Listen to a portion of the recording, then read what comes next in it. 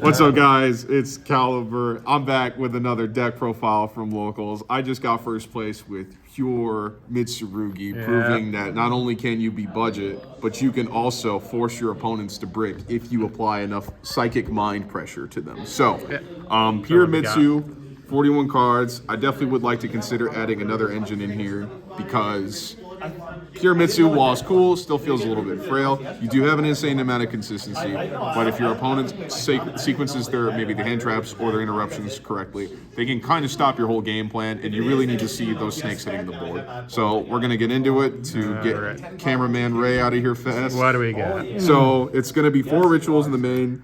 We got 1 Habakiri, it's your branded fusion, 2 Murakumo because you need 1 for follow-up unless like bricking on names, and then 1 Futsu, which I opened all day. Then on to the main deck guys. To search out and for consistency, I love playing Manju. This hinders our deck building in a way that means we can't play Impulse main deck.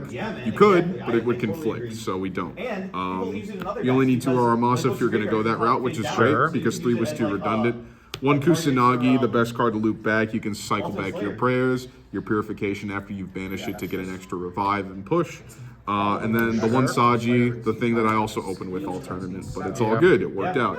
I also play a main deck Wosu. This catches a lot of people off guard. I've noticed that a lot of decks, a lot of people will play out games because they think that my board is actually really crackable. And what happens is they won't just scoop immediately if they see me set 4 back row and pass on a full board. But they're playing in such a way for to establish maybe their little half board after they've played through my interruptions.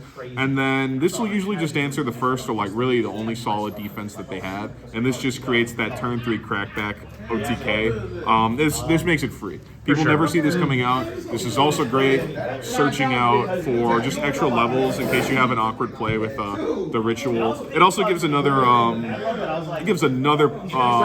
additional, sorry for the noise, it gives another additional search target that you have off of your rituals coming back from the grave after being treated.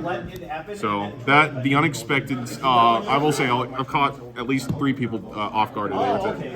There are some hand traps, the 3 Ash because you need to play it obviously, and then the 2 Ghost Spell. This is great for the mirror match when they use prayers, and it's also good to hit those Draco Tail back row.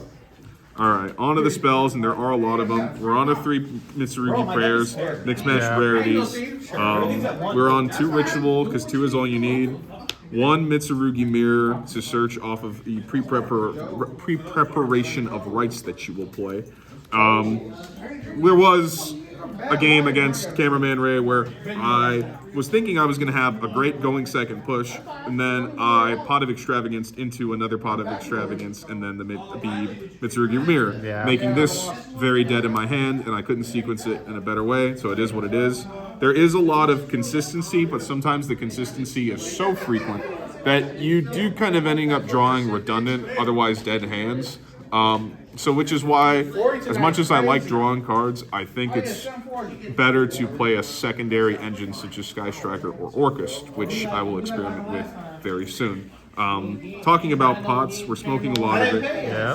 This is a huge mistake to play after today, because the one time it was playable, I couldn't do it anyway because I visioned for 2 cards in the draw phase, which I was always doing, and this was just dead. So this is going to get cut. I don't know if I'm going to trade something for it, because if I cut this, it takes it to an even 40, but the siding becomes very difficult without that 41st card. But the extravs were very nice all day. 3 Fallen Virtuous, we do play targets for it, and this is just a great pop. 3 Droplet, because we want more quick play spells, and this is just great in the format. And then the 3 Radiant Typhoon Vision for consistency, and the 1 mandatory MST you must play for it. This came in clutch all day, hitting very key pieces like set Rahus, or even some field spells and continuous spells that people tried to use for pushes.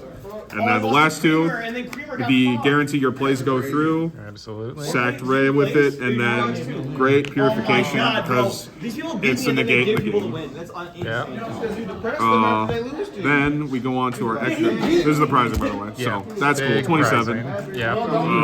We have 2 Dynamondo. to IP to SP. These are your staple Link monsters that you're going to play, and you played at this ratio for Pot of Extravagance. All of these came up today and put in a lot of work. Just being able to remove bodies, being able to threaten a Raigeki, and bouncing stuff, and IP making this very versatile for my boards. Then we play some generic Exceed. Most of them did not come up today. I hate this card. Didn't need to use this all day. Right. I side a Nibiru in, so that you can post board, draw it, or pull it off of a Gallant Granite. This is great, but remember not to make this if you've led with Extrav, second deck profile going to the background. And I haven't had an Exciton all day, but 2 level 4s into a blow up your opponent's board is a pretty good option to have. Take that.